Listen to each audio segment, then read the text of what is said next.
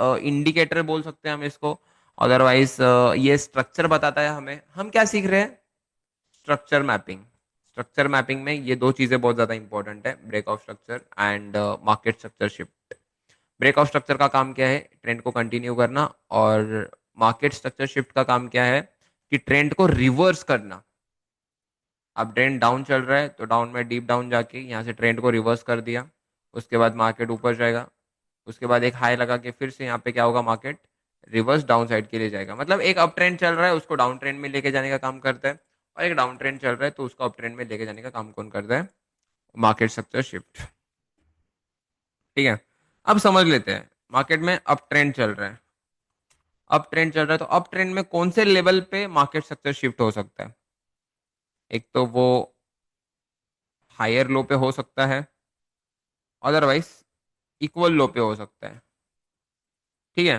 Trend reverse up side में कहाँ पे हो सकता है? मतलब मैं क्या बता रहा हूँ समझ लो। मार्केट क्या हो रहा है? अप साइड के लिए भाग रहा है, हायर हायर लो बना रहा है। ठीक है। तो मार्केट एक तो हायर लो का अगर लो ब्रेक करेगा तो एमएसएस होगा। ओके। अदरवाइज इक्वल लो बनाया है, समझ लो ये इक्वल लो है, अगर इक्वल लो को ब्रेक करता है तो यहाँ पे एमएसएस हो सकता है, मतलब मार्केट स्ट्रक्चर शिफ्ट हो सकता है। ओके। तो दो लेवल पे हो सकता है, हायर लो अदरवाइज इक्वल लो। कौन सा? अप ट्रेंड में। अप ट्रेंड का ट्रेंड है, उसके बाद डाउन ट्रेंड में कैसे जाएगा वो यहाँ पे बताया है। रुको, यहाँ पे मैं इज इक्वल टू करता हूँ, is equal to down trend. Okay, done.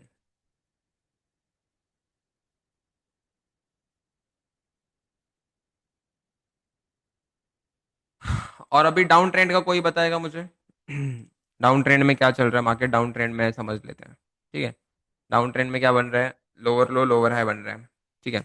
Market एक तो लोअर हाई से ट्रेंड को चेंज कर सकता है, अदरवाइज इक्वल हाई से। उसके बाद क्या आएगा? उसके बाद कौन सा ट्रेंड चालू होगा? Up trend.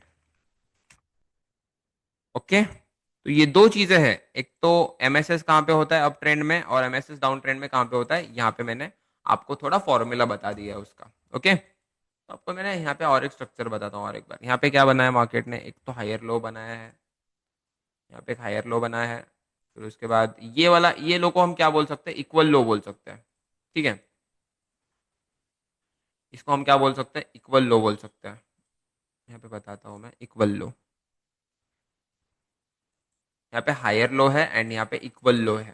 ठीक है। क्या हो सकता है देखो मार्केट में?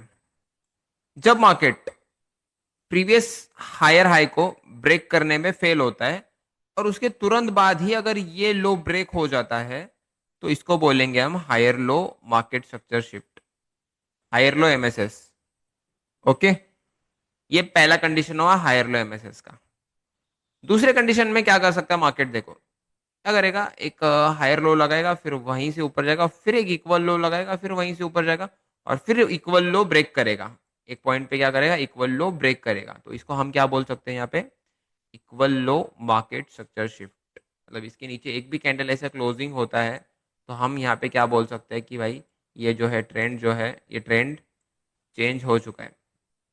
ठीक है। ये एमएसएस जो है इसको क्या बोलते हैं हम? इसको और एक नाम है चेंज ऑफ कैरेक्टर, जिसको हम चॉच बोलते हैं, चेंज ऑफ कैरेक्टर। सो उससे सिंपल वर्ड यही है कि मार्केट स्ट्रक्चर शिफ्ट। शिफ्ट पे से समझ में आता होगा आपको कि ये ट्रेंड शिफ्ट करने वाली चीज है, तो यहाँ पे क्या इसको यूज किया गया है? Market structure shift. अब यहाँ पे मार्केट क्या हो रहा है? बुलिश हो रहा है। ठीक है। इसको नेगेटिव डायरेक्शन में शिफ्ट करना, ये बुलिश है तो इसको नेगेटिव कहाँ पे? सेलिंग में जाना पड़ेगा। तो यहाँ पे क्या हुआ? स्ट्रक्चर शिफ्ट हुआ। बुलिश स्ट्रक्चर था वो बेरिश हो गया। ये कौन बताता है? Market structure shift. Got it students? अब आपको बताता हूँ कि एग्जैक्ट एमएसएस होता कैसे है। पहले तो हम समझ लेते हैं कि मार्केट अप ट्रेंड चल रहा है, अप ट्रेंड चल रहा है, अप ट्रेंड चल रहा है, फिर एक सडनली प्रीवियस हाई ब्रेक करने से मार्केट फेल हो जाता है एंड यहाँ पे थोड़ा सस्टेन करना स्टार्ट होता है। और जब सस्टेन करता है फिर अचानक एक अच्छा खासा रेड कैंडल आता है और वो क्या कर देता है? ट्रेंड को चेंज कर देता है। जैसे कि यहाँ पे अब ये कौन सा लेवल है? हायर लो का लेवल है। Okay. This one is higher low level. Okay. Okay, higher low. अभी यहाँ पे एक चीज समझने वाली है, सब लोग ध्यान से सुनो। देखो, यहाँ पे हायर लो बना है, ओके। अभी यहाँ पे हायर लो बना है। मैंने क्या बोला आपको? भाई इस ये वाला हायर लो ही ब्रेक करने के बाद एमएसएस क्यों होगा? ठीक है, ये वाला हायर लो ही ब्रेक करने के बाद एमएसएस क्यों होगा? क्योंकि ये वाला हायर लो जब तक ब्रेक करे मार्केट, तब तक तो मार्केट में अच्छा खासा डाउनसाइड का मूवमेंट आ चुका होता है। तो हमें क्या करना है? सिर्फ और सिर्फ प्रीवियस हायर लोस पे ध्यान देना है। जब मार्केट अपसाइड के लिए भाग रहा है, तो हमें ध्यान किस पे देना है? प्रीवियस हायर लोस पे हमें ध्यान देना है। अब यहाँ से ऊपर जाता और नीचे यहाँ पे भी हायर लो बनाता, तो इस हायर लो पे हम ज्यादा फोकस करते हैं। मतलब जैसे हायर लो बनाते जाएगा मार्केट, वैसे वैसे हम प्रीवियस हायर लोस पे ज्यादा फोकस करेंगे। ओके। जैसे मार्केट में ये वाला हायर लो ब्रेक होता है, ये वाला हायर लो यहाँ पे ब्रेक होता है, समझ लेते हैं यहाँ पे एक अच्छा खासा रेड कैंडल बनाया मार्केट ने। यहाँ पे एक अच्छा खासा रेड कैंडल बनाया मार्केट ने। तो इस लेवल को, इस हायर लो को हम क्या बोल सकते हैं? इस हायर लो का अगर ब्रेक डाउन होता है, यहाँ पे क्या हुआ है, अभी तक मार्केट में ब्रेक ऑफ स्ट्रक्चर हो रहा था, मार्केट ट्रेंड कंटिन्यू कर रहा था। अब यहाँ पे ब्रेक ऑफ स्ट्रक्चर नहीं हुआ, यहाँ पे क्या हुआ? मार्केट ने प्रीवियस हायर लो को ब्रेक किया नीचे साइड के लिए, तो इस लेवल को हम क्या बोल सकते हैं? Market structure shift. Okay, market structure shift.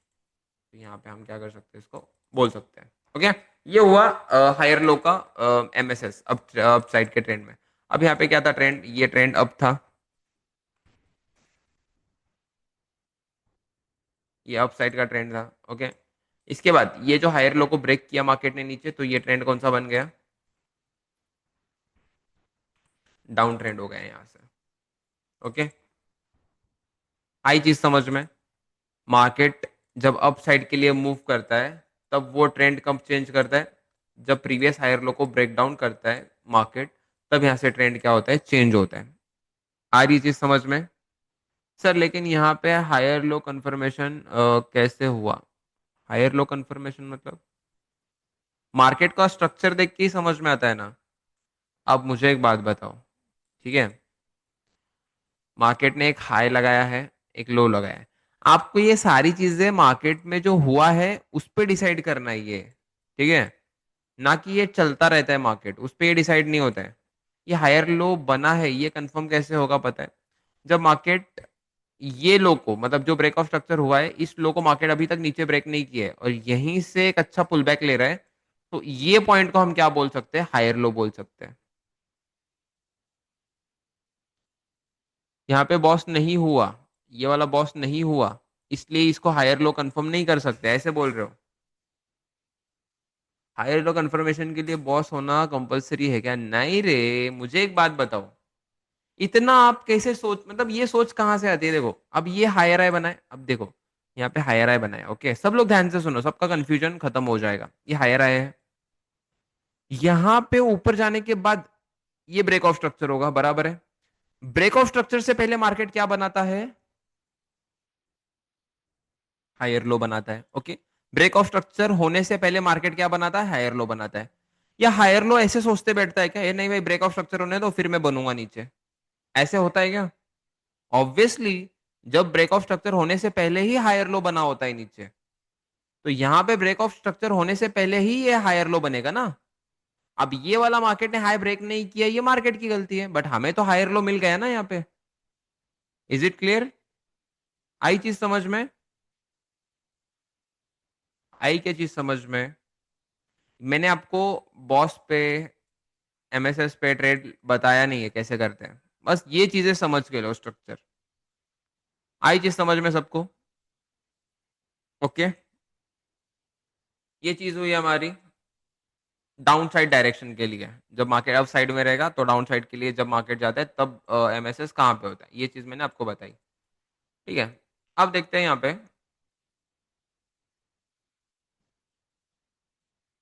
Market ने फिर से एक लोअर लो लगाया, फिर से एक लोअर हाई बनाया, फिर से एक लोअर हाई, फिर यहाँ पे स्ट्रक्चर एक अच्छा खासा स्ट्रक्चर ब्रेक हो और मार्केट यहाँ से ट्रेंड कंटिन्यू कर चला गया। ठीक है, अब यहाँ पे क्या होता है? डाउन साइड के ट्रेंड में मार्केट लोअर लो बनाता है एंड लोअर हाई बनाता है।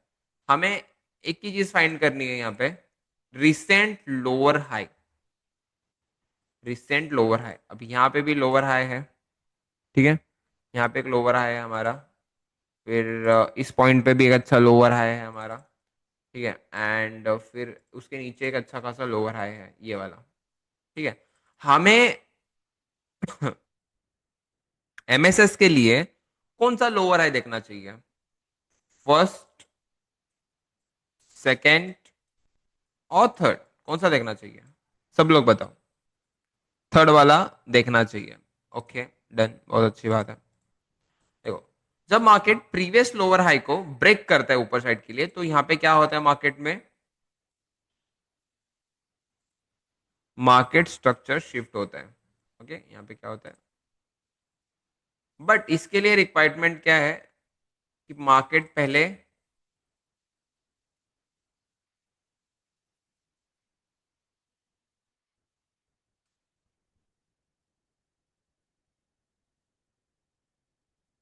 ओके, इसके लिए रिक्वायरमेंट क्या है? इसके ऊपर एक अच्छा एमएसएस होने के बाद एक अच्छा खासा कैंडल यहाँ पे क्लोज होना चाहिए, तब ये कंफर्म होता है कि ट्रेंड यहाँ से शिफ्ट हो सकता है।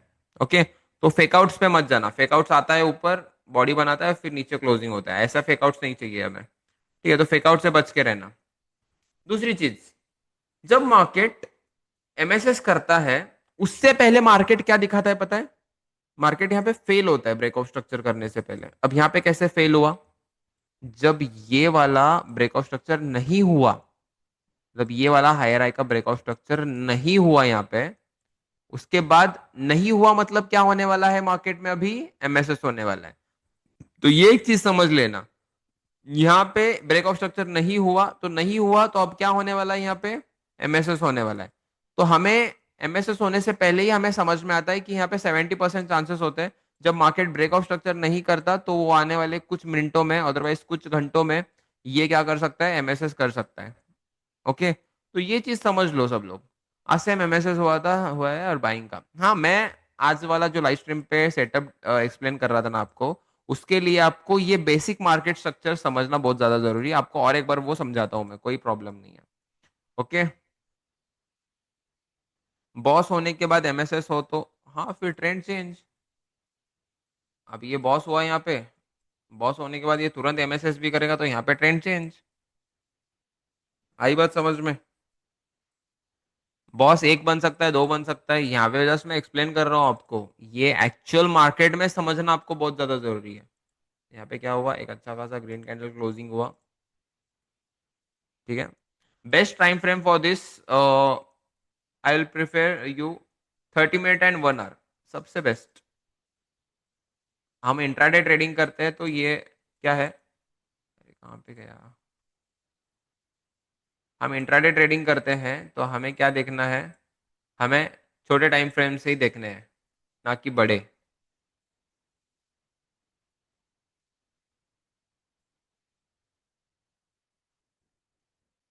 इसका थोड़ा मैं अपडेट आपके टेलीग्राम पे डाल देता हूँ, ग्रुप पे, जिस वजह से आपको प्रैक्टिस करने में आसानी होगी, ठीक है।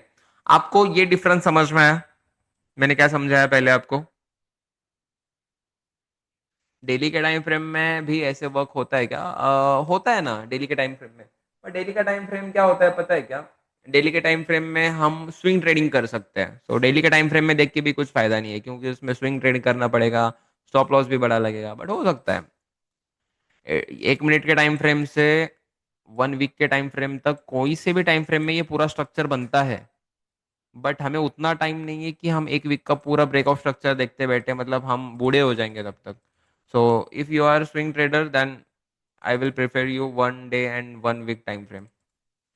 सो यहाँ पे देखो, अब मैंने क्या सिखाया आपको पहले?